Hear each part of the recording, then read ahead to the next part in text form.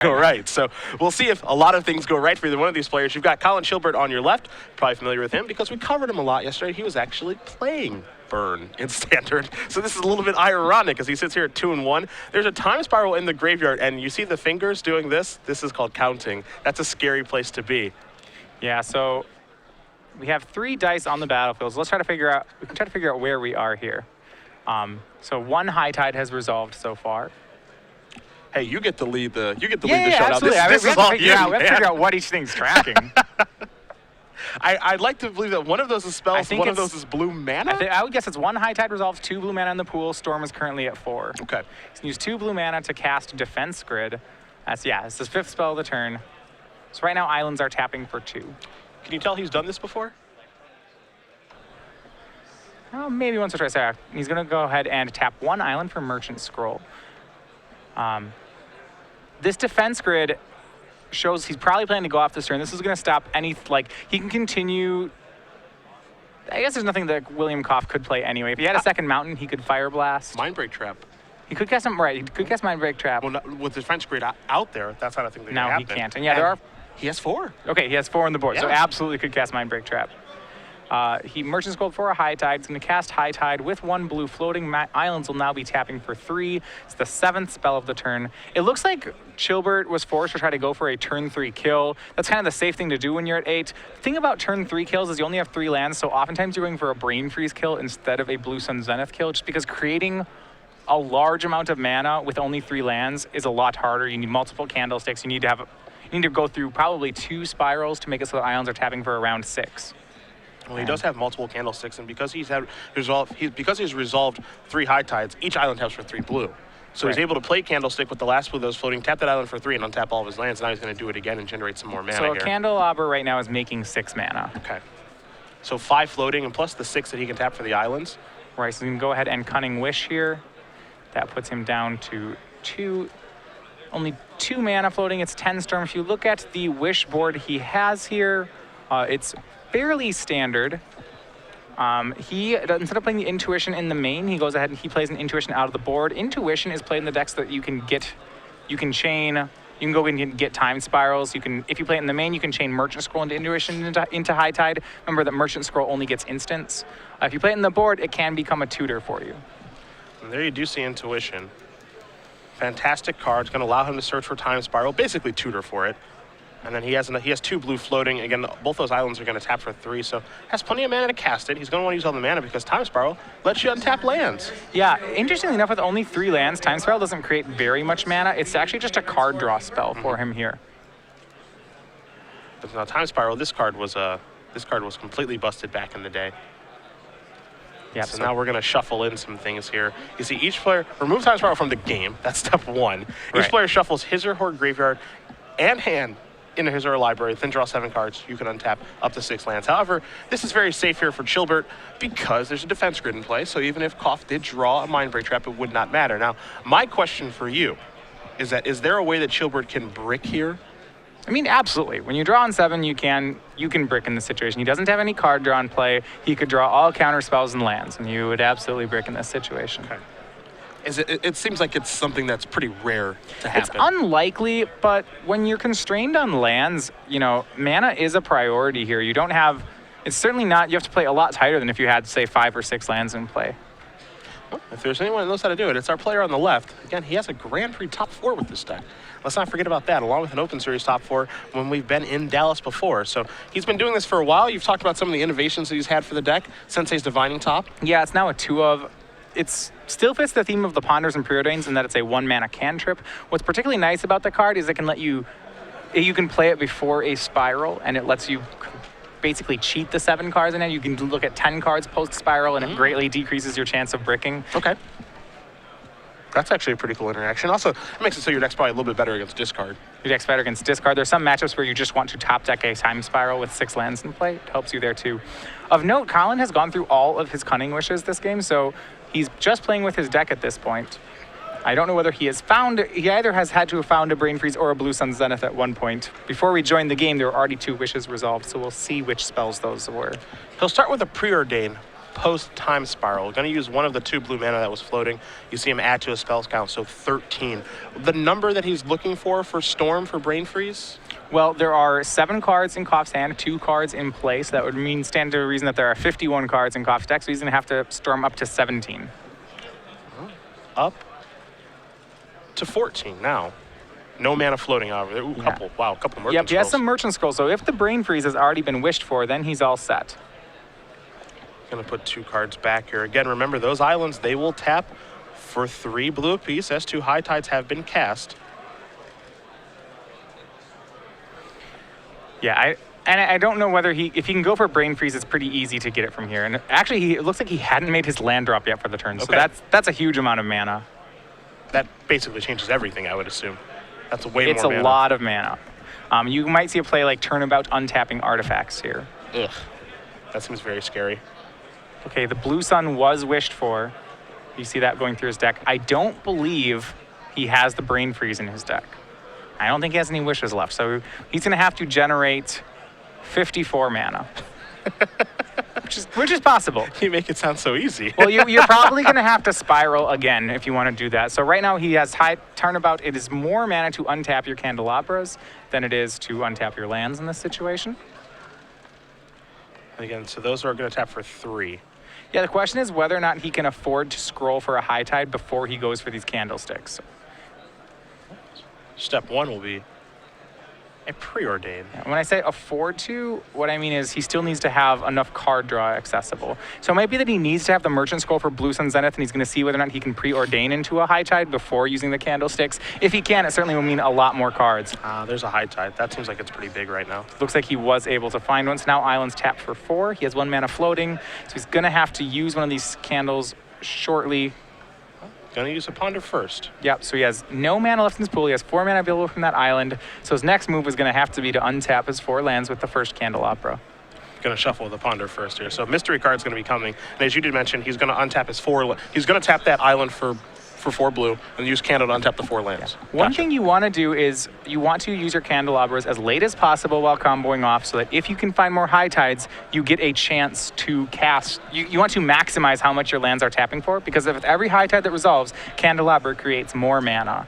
So right now, this Candelabra is basically making 12. It took him from 4 to 16. Gotcha. So now he's going to add 8.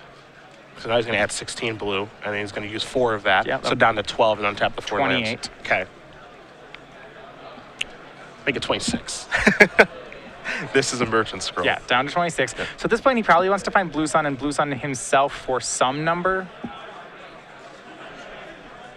I mean, my guess is that he, if possible, would like to not time spiral again. Now, I don't know. Let's see. Let's look with the numbers he has. He actually has a second turnabout in here, which he could find. So if he leaves up 10 mana, that should be safe to find just about anything there. So he's Blue Suns for a very large amount. He's got no mana floating right now. That's the important part here, as he draws a boatload of cards. And let's not forget Blue Sun Zenith. Part of the text on that card, it is basically a stroke of genius, but it gets shuffled back in. Right. So he went from 4. So he actually never made that final tap. So he had, at the end, 26 mana available. He didn't tap 8 of it, so it looks like he drew 15 off that Blue Sun Zenith. Okay. The reason you leave up, leaving up 8 mana is enough mana to turn about, untapping your artifacts, and then untap your lands. Gotcha. So 3 blue floating. Now a High Tide has been cast. Here's a Brainstorm. He'll go down to 2 blue mana floating. More spells have been cast here. You see the Storm count. 6, 12, 18 plus 4. That's 22 Storm. That's a lot. Storm doesn't matter at this point. He doesn't have any more wishes. He doesn't have the Brain Freeze in his deck. He's tracking Storm because it's a good habit. A good habit. Sure. But we're going for a Blue Sun kill. So again, there have been 4 High Tides cast. So that means that each island taps for 5? Correct. Okay. He's going to cast the Merchant Scroll now with 0 mana floating. Might be going as Merchant Scroll searches for an instant, so Turnabout? Yeah, Turnabout's an instant. It's his best mana maker. He can no longer scroll he cannot scroll for Intuition to find Time Spiral because 2 spirals are already exiled. Okay. So now, that line in this is gone. situation, because he has no mana floating and his island taps for 5, Turnabout probably on lands now, right? Instead of artifacts? Or he's going to get a Blue Sun. Yeah, okay. he's going to go ahead and get Blue Sun. Yeah, you'd have to do it on lands, which is unfortunate. But he doesn't seem too concerned about it at the moment. Yeah, he willingly searched for a Blue Sun Zenith.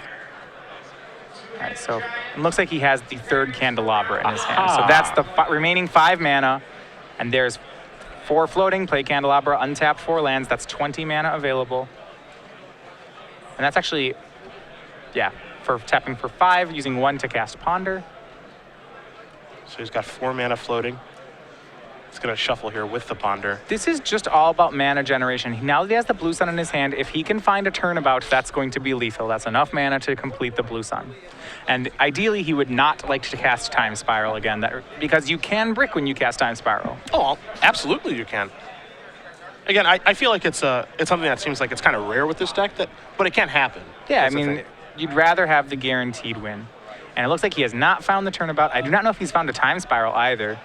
But he has found Blue Sun, so it's fine. He's going to have to draw more cards on his own. What this means is he'll probably have to... he may have to cast another Time Spiral. If he taps all his lands -6. I see he's going to check his sideboard here just to make sure that he wants to know all of his options here, which I think is really smart. Especially when you're playing a deck this complicated. Yeah, you could either draw maximum cards -6 to get Time Spiral. You could draw maximum cards -8 if you want to try to find that turnabout. Depending on how many cards are in his deck, one of those two is just like a mathematically, like you have to crunch the numbers as to which one's more likely. They're both pretty high probability, to be honest. He did actually bring a Time Spiral from the back of his hand to the forefront. I think the situation here is that he just doesn't want to cast Time Spiral. Yeah, you don't want to cast Time Spiral, but you want to have the option to if you have to. Okay. So he has 4 mana floating, so he has the up to 19 mana, so he can, if he wants to make sure that he can cast Spiral, he can draw 10 cards here. Gotcha. So as you mentioned, 19 -3 is 16. I can go ahead and use an Intuition here. Now it's possible he has, I don't believe he can have 3 scrolls left. He may have 3, he can have like Brainstorm, Scroll, just like 3 Cantrips. That might not be so bad. There's Brainstorm. Yeah, and he's got some High Tides left in there. I don't think he would like to do that. Ponder. He just wants to, before he casts the Spiral here, he wants to take every opportunity to basically luck his way into that last turnabout so that he doesn't have to use the Time Spiral. Gotcha. So it looks like he's going to look for some Cantrips here. There's 2 Ponders and a Brainstorm. Interestingly, he did not get Merchant Scroll here. I would say that's presumably because the reason he doesn't get Merchant Scroll, you'd say that finds turnabout, why wouldn't you want that? Is because there's basically no chance that Koff will give him the Merchant Scroll. Yeah. So now that you have Merchant Scroll in the deck, you are casting a cantrip trying to find 2 cards, because both Merchant Scroll and Turnabout are a Turnabout. So this gives you like two winners in the deck, as opposed to if you put Merchant Scroll in here, you basically would just be milling your own Merchant Scroll. 15 blue mana floating now after this Ponder gets cast. 2 and 3. If he found a Scroll or Turnabout, he can win without the Time Spiral. If not, we're going to see him Spiral here. It'd be mighty awkward if he somehow had to just pass the turn back. Looks like he found another Time Spiral. Yeah, he has the Spiral in his hand, so he's going to go ahead and shuffle. Did not find Scroll or Turnabout on the top 3. Scale of 1 to 10, how happy are you right now? I mean, this is awesome. How long has the tournament going on? Like 15 minutes? This is great. Ponder's mystery card is coming for Colin. Looks like it was a force of will. That's not what he needs. All right, so he didn't find the kill this turn. He's going to have to Spiral again. Any merit to Zenithing here? Well, okay. I mean, what's our count on his mana? Yes, he's got 15 blue mana floating. Okay, so if he has 15 blue mana floating, he can afford to Zenith for 4 cards. For 4 cards here, because that'd be enough mana to Turnabout untapping artifacts, then using an artifact to untap a candlestick to untap all the lands. So if he wants to, he can Zenith for 4. Okay, and that'll cost 7 mana. Yep, that leaves 8. Okay, and I believe that's the number he'll be doing. We will get an announcement and confirmation exactly how much Zenith will be for. 1, 2, 3, 4. So he's Zenithing for 6 here. So if he's Zenithing for 6, that cost him 9 mana. 15 minus 9 is 6. So yeah. And that'll leave him exactly enough mana to cast a Spiral. Yeah, but leaves him enough to cast a Spiral. If he finds a Turnabout, I'm not positive. If he Turnabouts and untaps his artifacts with only 2 mana up, he probably still has enough mana generation to make William draw 50 52 cards, but I'm not sure that he does. Let's see. Each Candelabra taps for... all right, well, he'll go for it Well, here. he found a turnabout. Yeah, so it's going to be 2. So the first Candelabra will put in 2 mana, will tap for 8. And the ones after that will tap for 16 and 16. So that's actually only 40 mana. I don't believe it's enough to make William Draw's deck. But you sure can make a lot of mana and then spiral. Maybe he untaps his lands? Or is it more profitable just to untap the candles? More profitable, just untap the candles. Okay. Again, Because 2 blue mana floating. Because if you draw a High Tide in your next 6, then you would like to cast it before using the remainder of your Candelabras. Gosh, it looks like he might be going back to a High Tide right now as he goes through his hand. Yep, he will cast a High Tide. Casting as many High Tides as he can. So if he had another High Tide, I'm wondering if it's lethal now. Hold on. So a High Tide, if he has another one, that will be lethal then. He's going to untap these.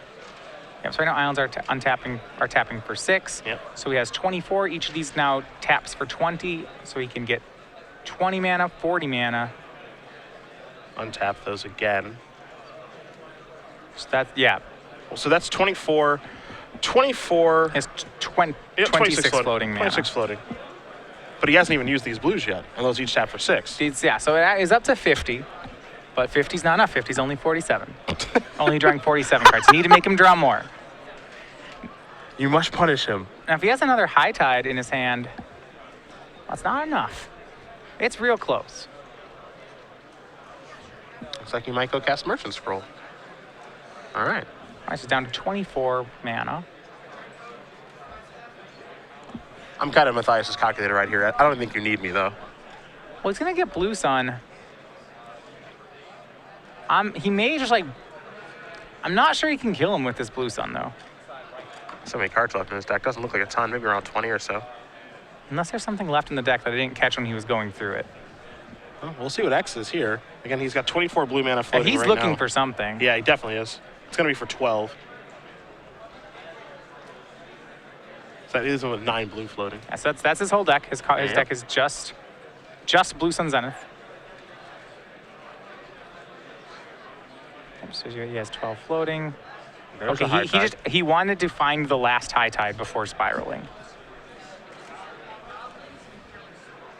Which that's pretty reasonable. Cast a Preordain now, it looks like. To take the Zenith to his grip. Yeah, I'm not sure what the purpose of that is. So he's got 8 mana Other floating than now. it's cool that he has no deck. I love it. He's got turnabout. Oh, he has an... There you go. Okay, so what happened is with the Cunning Wishes, he has 3 in the yard. His first Cunning Wish found the turnabout in his wish board. Oh, well, there you so go. he has 3 of them in the deck. Okay, so he plays 2 main, 1 board. This is definitely then enough mana to mill for the whole deck. So again, each one of these islands is going to tap for 6. And then he has to use, so 6 times 4 is 24, minus 4. Yeah, so I mean, each iteration of this is plus 20 mana. Yeah, I mean, he's shortcutting here. If he could have untapped, he's untapping all his artifacts. Yep. This is more than enough mana then to cause Koff to draw his whole deck. So you see 20, 40, basically 60. Right. And how about this? Blue Sun targeting Koff for 60. For the extra style points, Chilbert has no library in play.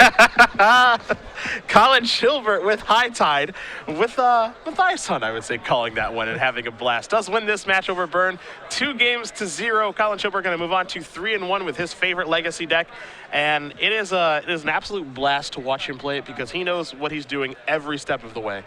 Absolutely.